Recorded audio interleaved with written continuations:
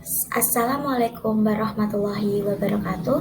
Perkenalkan, nama saya Esti Nur Indasari, NIM 221135299, mahasiswa PPG Prajabatan Gelombang 2, kelas B. Pada video kali ini, saya akan menjelaskan tentang kerangka strategi pembelajaran pada topik 4, mata kuliah pemahaman peserta didik dan pembelajarannya. Pada video kali ini, saya akan membahas tentang 3 pokok bahasan.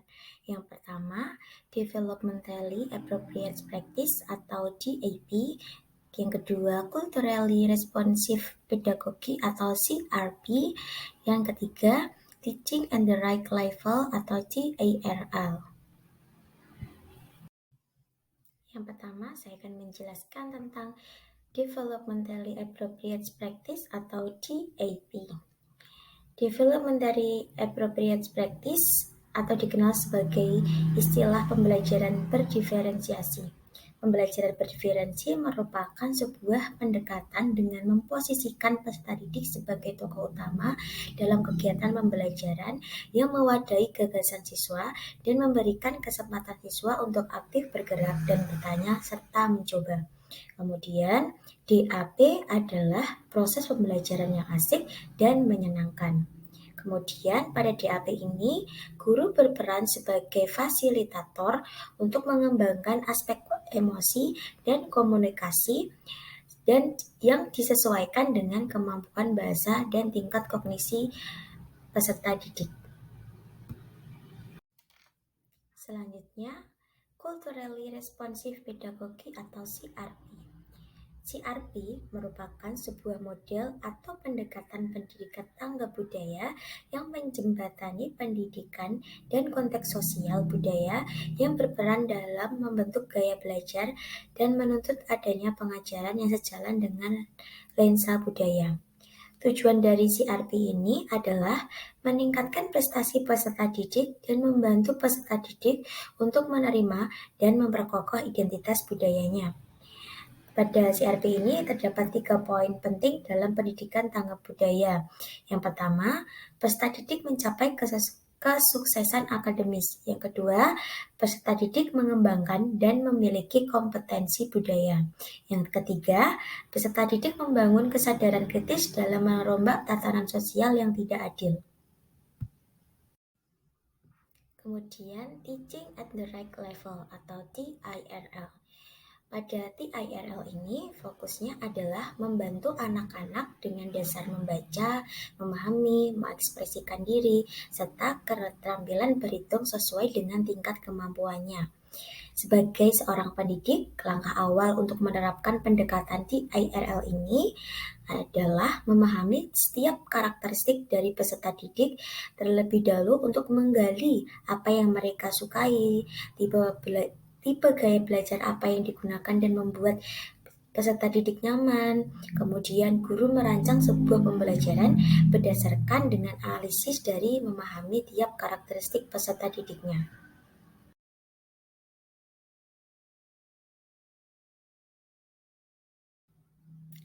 Pada video kali ini, selain saya menjelaskan tentang 3 pokok bahasan yang telah saya jelaskan di awal, saya juga akan menjawab pertanyaan-pertanyaan yang telah tersedia. Yang pertama, apa yang dimaksud dengan teaching at the right level? Teaching at the right level merupakan pendekatan pedagogis yang memperhatikan persamaan level kemampuan berdasarkan evaluasi. Siswa dikelompokkan berdasarkan tingkat pembelajaran dari usia dan kelas. Selain itu, teaching at the right level juga diartikan sebagai pendekatan belajar yang tidak mengacu pada tingkat kelas, melainkan mengacu pada tingkat kemampuan peserta didik. Inilah yang menjadikan TIRL berbeda dengan pendekatan biasanya. Pertanyaan kedua yaitu mengapa capaian pembelajaran dirumuskan per fase? Di sini saya menjawab, penyusunan capaian pembelajaran yang dirumuskan per fase bertujuan untuk memberikan kesempatan belajar kepada peserta didik pada perkembangan anak, sehingga proses pembelajaran peserta didik akan disusun mengacu pada capaian pembelajaran tersebut, namun juga disesuaikan dengan karakteristik potensi, dan kebutuhan peserta didiknya. Pertanyaan nomor 3 yaitu apa yang Anda pahami tentang capaian pembelajaran? Capaian pembelajaran atau CP merupakan kompetensi pembelajaran yang harus dicapai peserta didik pada setiap fase perkembangan. Capaian pembelajaran mencakup sekumpulan kompetensi dan lingkup materi yang disusun secara komprehensif dalam bentuk narasi. Pada pembelajaran Pragima baru, CP terintegrasi antara pengetahuan, sikap, dan keterampilan yang menjadi acuan deskripsi terkait keberhasilan peserta didik pada proses belajarnya. Pertanyaan nomor 4, mengapa perlu capaian pembelajaran? Capaian pembelajaran menunjukkan kemampuan atau kemajuan belajar yang disertai dengan kriteria penilaian yang tepat dan dapat digunakan untuk menilai bahwa hasil pembelajaran yang diharapkan telah dicapai. Ketuntasan dari capaian pembelajaran dapat diidentifikasikan setelah peserta didik mengikuti proses pembelajaran melalui penilaian.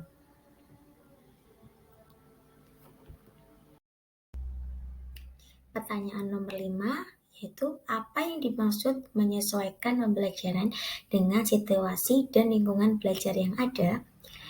Pembelajaran yang menyesuaikan dengan situasi lingkungan yang ada merupakan pembelajaran yang disesuaikan dengan iklim pembelajaran yang ada. Jika peserta didik memiliki karakteristik yang beragam, maka perlu ditentukan strategi yang tepat. Selain itu, pendidik harus menyesuaikan ruang lingkup materi pembelajaran atau apa yang akan diajarkan kepada peserta didik dengan memperhatikan kesiapan, minat, dan tingkat penguasaan kompetensi peserta didik yang berbeda-beda.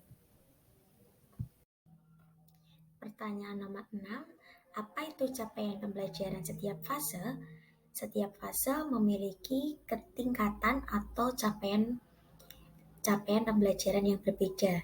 Capaian pembelajaran untuk tingkat sekolah dasar terbagi menjadi 3 fase, yaitu fase A atau untuk kelas 1 dan 2, untuk fase B untuk kelas 3 dan 4, dan fase 3 yaitu untuk kelas 5 dan 6. Selanjutnya, pertanyaan nomor 7 tentang bagaimana cara membuat capaian pembelajaran.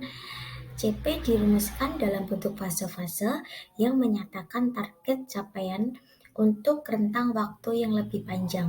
Format CP ditulis dalam bentuk paragraf, sehingga keterkaitan antara pengetahuan, keterampilan, dan kompetensi umum terlihat jelas dan utuh sebagai satu kesatuan yang tak terpisahkan dalam pembelajaran dan menggambarkan apa yang akan dicapai peserta didik di akhir pembelajaran. Langkah-langkah dalam pembuatan CP dijelaskan sebagai berikut. Yang pertama, mendeskripsikan visi dan misi sekolah. Yang kedua, menentukan profil lulusan peserta didik. Yang ketiga, mendeskripsikan profil lulusan peserta didik. Dan keempat, menurunkan capaian pembelajaran dengan mempertimbangkan unsur pada SNDT dan deskripsi KKNI. Baik, pertanyaan yang terakhir yaitu bagaimana cara menggunakan capaian pembelajaran dengan prinsip pembelajaran. Penerapan capaian pembelajaran berdasarkan prinsip pembelajaran yang disesuaikan dengan tingkat pencapaian peserta didik, yaitu melalui yang pertama, menciptakan lingkungan yang telah penuh dengan perhatian, terbuka, saling peduli, dan tentunya nyaman untuk pembelajaran. Yang kedua, menciptakan kebiasaan untuk saling menghargai pada ruang kelas. Yang ketiga, memberikan kesempatan untuk anak agar dapat bermain bersama serta dapat mengerjakan berbagai tugas di dalam kelompok kecil, berbicara dengan orang dewasa atau teman-temannya. Yang keempat, menyiapkan lingkungan belajar yang memiliki tempat agar dapat beraktivitas dan juga bergerak dengan leluasa serta menyediakan tempat beristirahat. Yang kelima, menggunakan metode mengajar yang dinilai tepat. Itulah dari saya tentang penjelasan terkait dengan strategi pembelajaran. Bila ada salah kata mohon dimaafkan. Wassalamualaikum warahmatullahi wabarakatuh.